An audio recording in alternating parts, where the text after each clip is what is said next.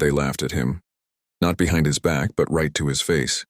In a war where rifles, machine guns, and artillery decided life or death, one American soldier walked into combat carrying a modified 1911 pistol, a sidearm most men considered a last resort. To hardened veterans, it looked reckless. To officers, unnecessary. To others, it was almost embarrassing. A pistol was not meant to stop an enemy charge. A pistol was not meant to hold ground. And a pistol was definitely not meant to face 35 German soldiers. But history doesn't remember the laughter. History remembers the silence that followed, when bodies lay scattered. Smoke drifted through shattered ruins, and one man stood alone, his modified M1911 still warm in his hands. This is the story of the soldier they mocked. And the moment the mocking stopped forever, the man was not famous. He wasn't a decorated hero, at least not yet. He was just another American infantryman grinding through the brutal European theater of World War II. He had seen enough combat to understand one thing clearly. Standard gear didn't always save lives. The battlefield was chaotic. Close quarters fights happened fast. Rifles jammed. Reloads took too long. And hesitation killed. So he did something that raised eyebrows. He modified his M1911, not for looks, not for style, but for survival. He smoothed the trigger pull, improved the grip, adjusted the sights for rapid target acquisition. He practiced firing until muscle memory replaced conscious thought, while others cleaned rifles. He trained with his pistol, drawing, firing, reloading, firing again. To him, this weapon wasn't a backup. It was an extension of his will. The M1911 was respected but limited.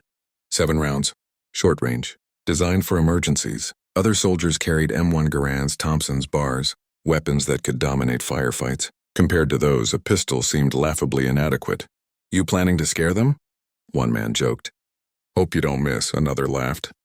Even officers questioned him. But he didn't argue. He didn't explain. He just trained. Because deep down, he understood something they didn't yet. Most killing in war happens up close. The fight erupted in the ruins of a bombed-out European town. Buildings shattered. Streets choked with rubble. Visibility reduced to smoke and dust. German forces pushed hard, moving through alleys and broken structures with lethal coordination. The Americans were stretched thin. Communication broke down. Units became isolated. And then disaster. A sudden flanking maneuver cut off his squad. One by one, men fell back. Some were wounded. Some were pinned down. Some didn't make it at all. Within minutes, he was alone. 35 German soldiers advanced through the ruins, confident, aggressive, certain this lone American was finished. That's when the laughing stopped. He didn't panic. He waited. As the first German appeared through a shattered doorway, the pistol came up, smooth, controlled. Bang. The man dropped instantly. Before the body hit the ground, the second target was already aligned. Bang. Bang. 2 more fell. The Germans froze, not expecting resistance. Not from a pistol, not from one man. That hesitation gave him everything.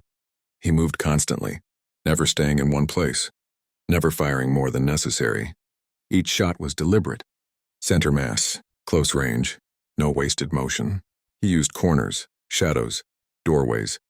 When the pistol ran dry, the reload was instinctive. Magazine out, fresh one in, slide forward, firing again. German soldiers rushed in groups and died in pairs. Some tried to flank him. Some tried to retreat.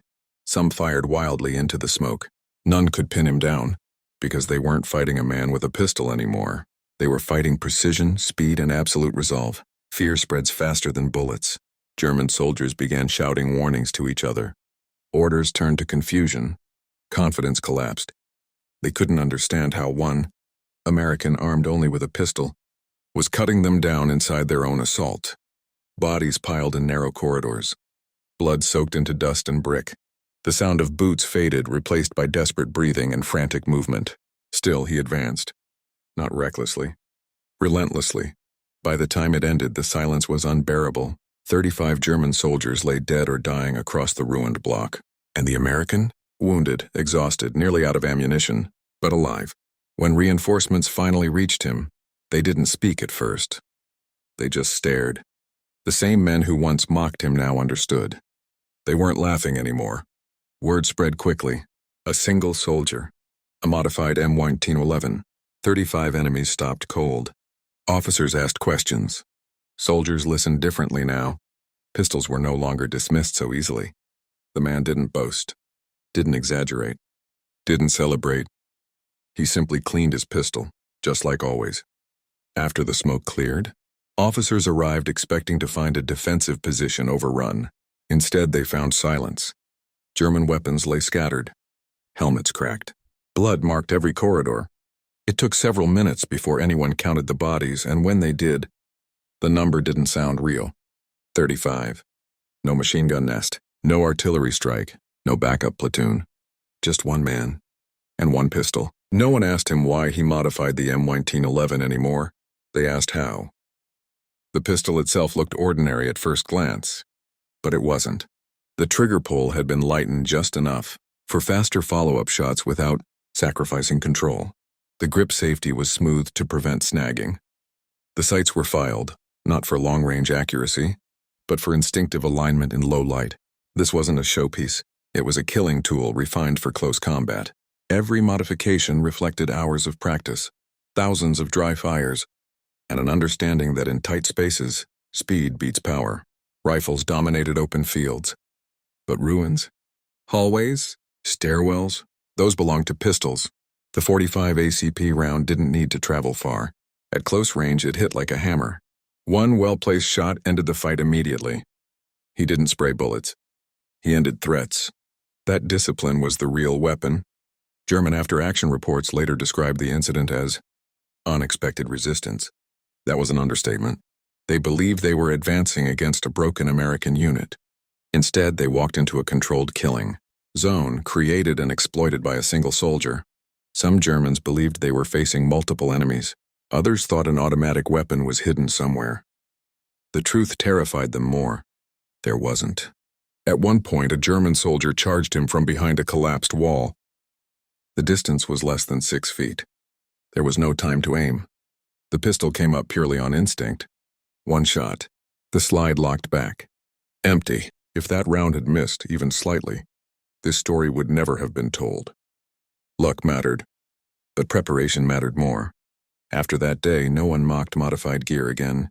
Soldiers began adjusting their weapons, practicing more aggressively, rethinking what standard issue really meant. His officers didn't reprimand him. They recommended him, not because he followed doctrine, but because he survived where doctrine failed. He never called himself a hero.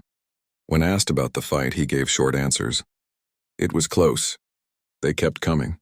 I did what I had to. He understood something few soldiers ever admit. In war, survival isn't glorious. It's brutal. And it's personal. There were bigger battles, louder victories, famous names. This moment happened in ruins, without cameras, without witnesses. Just chaos. Just resolve. Just a pistol doing what others believed it couldn't. That's why stories like this nearly disappear, and why they must be told. When the engagement was finally written into official records, the report struggled with language. Military paperwork is cold, precise, conservative. But how do you formally describe one man halting an assault force with a sidearm? Phrases like enemy advance neutralized and position held against superior numbers were used, safe words that avoided the uncomfortable truth.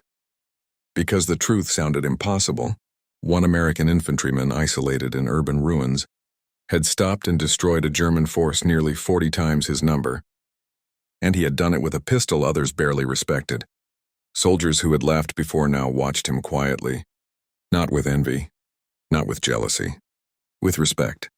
They noticed how he trained, how he moved, how he treated every weapon, no matter how small, as something deserving mastery. Some asked him for advice. Others asked to try his pistol. He didn't brag. He showed them drills. And suddenly, pistols stopped being jokes. It wasn't the body count alone. It was the psychological collapse. German units were trained to overwhelm positions quickly. Speed and pressure were their strengths. But this fight reversed that logic. Every advance was punished. Every push met instant death. They weren't losing to firepower. They were losing to certainty. The certainty that whoever moved next wouldn't live. That night he didn't sleep. His hand still shook, not from fear but from the delayed release of adrenaline. The echoes of gunfire replayed in his mind. Faces blurred together, hallways, shadows, movement. This was the part war stories often leave out. Victory doesn't bring peace. It brings silence and the weight of what it took to survive. No journalist followed him. No camera captured the ruins. No headline screamed his name. The war moved on. Bigger battles demanded attention. Larger casualties swallowed smaller miracles. And so his story lived quietly, passed soldier to soldier, unit to unit like a whispered warning. Don't underestimate a man who's prepared. The pistol was eventually inspected. Armorers were curious. Officers intrigued. But in the end, the M1911 went back into its holster, not into a museum, not onto a pedestal. Just another tool, until the right man picked it up. And that was the lesson. Weapons don't make legends. Men do. Years later, soldiers still told the story. About the man who trusted a pistol when everyone else trusted rifles. About preparation over pride. About discipline under impossible odds. Young soldiers listened closely, because deep down they understood something important. Someday they might stand alone too. This wasn't a story about modifying a gun. It was a story about refusing to be limited by other people's expectations. They mocked him. They doubted him. They laughed. Until 35 men proved that laughter wrong. There was one truth he never shared openly. The fight was seconds from disaster. At least twice his pistol clicked when he expected a bang. At least twice German fingers tightened on triggers at the same time as his. Victory was not clean. It was fragile. One stumble, one jam, one missed reload, and the story would have ended in blood and silence. This is what separated survival from death. Not courage alone, but control under pressure. 35 men had rifles, grenades, numbers. He had something else. Repetition. His hands moved before his mind caught up. Reloads happened without thought. Sight alignment was instinctive. He didn't think about killing, he thought about next movement. War rewards this kind of preparation. Not the loudest man. Not the strongest. The most ready. Urban combat strips away honor. There are no lines. No clear fronts. No pauses. Just corners and shadows. In that environment, hesitation is fatal. And fear, once it spreads, destroys units faster than bullets. The Germans didn't just lose men. They lost momentum. And momentum, once broken, never returns the same way. Those who mocked him believed doctrine was protection. Standard issue.